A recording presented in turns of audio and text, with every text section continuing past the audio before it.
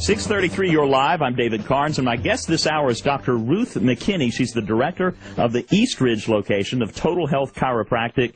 Been in practice 29 years. Dr. McKinney knows her stuff, and she knows how proper, appropriate chiropractic care can change your life for the better. And we were talking about the 5 ways to manage stress: food and vitamins, rest, clear your mind, exercise, and, of course, chiropractic care. And Dr. McKinney, we were talking during the break.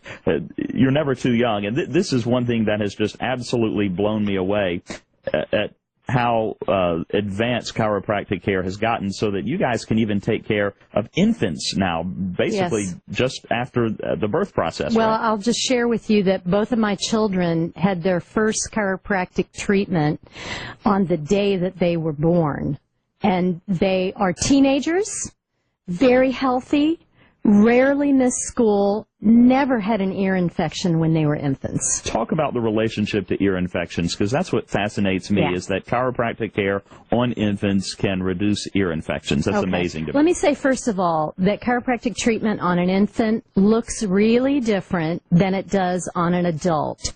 It's very, very gentle on an infant. So for people who have this notion in their head about what a chiropractic adjustment looks like, it's not that. No bending and twisting. It's not that on an infant. No, no, no. It really, you know, when you think about the birth process and what happens to an infant's head and neck and shoulders during the birth process, it can cause a misalignment of the relationship of the head to the neck. And that misalignment can actually change the angle of the ear tube. You know, that tube inside the head where the fluid drains, right? And if that, it's kind of like a gutter. When the gutter's pointed down, the rain drains out. But if the gutter isn't pointed down, the water backs up. And that's exactly what happens in an infant's ear tube. The fluid will back up into the ear tube. So a very specific, very alignment to the upper neck area will realign the position of the head and the neck, and it will get that ear tube gutter pointed down again so that the fluid drains out of the ear tube. That is worth the price of admission right there. Yeah. That is good information. Also, and this was a big deal with one of my children, I won't mention which one, Allison, but colicky babies. Yes. Oh, my goodness. So with infants, toddlers, colic is a huge issue. By the way, Dr. Ruth McKinney is my guest. If you want to get in touch with her, 702-9111. Any questions about chiropractic care? So talk about colic in infants. Yeah. In an infant, infants' nervous systems aren't very mature. Sometimes I almost think that infants should percolate for another 2 or 3 months. Moms, I'm sure, would not agree with me on that. You would imagine not, yeah. But their nervous systems aren't real mature, and it can affect the baby's ability to digest. Right? So a chiropractic treatment to a specific vertebra in the spine that affects the stomach can help the infant along in that process of maturing the digestion and maturing the nervous system so that they digest better. And I guess the digestion goes along with, because babies are notoriously, they'll have constipation issues as well. I guess that all kind of ties in together, right? It all ties in together, yes. Okay. Spinal correction, and this is again for infants and toddlers, spinal correction after falling while learning to walk. Okay, so think about it. First they crawl like a little turtle, and then they stand up, and then they let go of the furniture, and about 2 seconds after they let go of the furniture, they fall down on their butt. And we always think, oh, their bones are soft, they're durable. Let's just make sure the furniture's okay. Right. But you're saying that there's some internal stuff going on there. Yeah, you can get the pelvis out of level. And when the pelvis gets out of level, it's just like the foundation in your house. If you want to have a level house, you better have a level foundation, right? Yeah. So when the kids, toddlers fall, they can push their pelvis out of level, and that affects the way that their spine grows. And we're not talking about something where a parent is going to notice this immediately. No. It's just something that, like you said, will affect the way they grow and develop a little bit later in life. Yeah, and so here's an interesting thing. Scoliosis, which is curvature of the spine, actually begins to develop as early as age 5. Really? Yeah, kids run and jump and play and boom and bang and fall and get their little pelvis out of level, and then they start to grow a little crooked.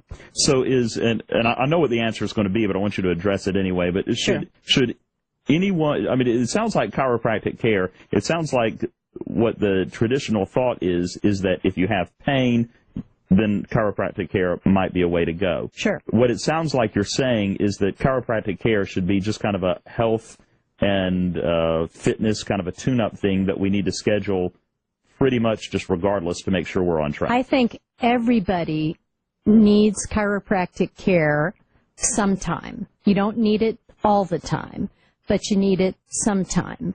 And you need to start with it when you're an infant so that you grow a healthy, straight body. I love it. Let's move on into the life cycle, if we can, just a little bit. Teens and adults. So let's talk some of the things. I mean, teens, for crying out loud, athletics, stuff at school.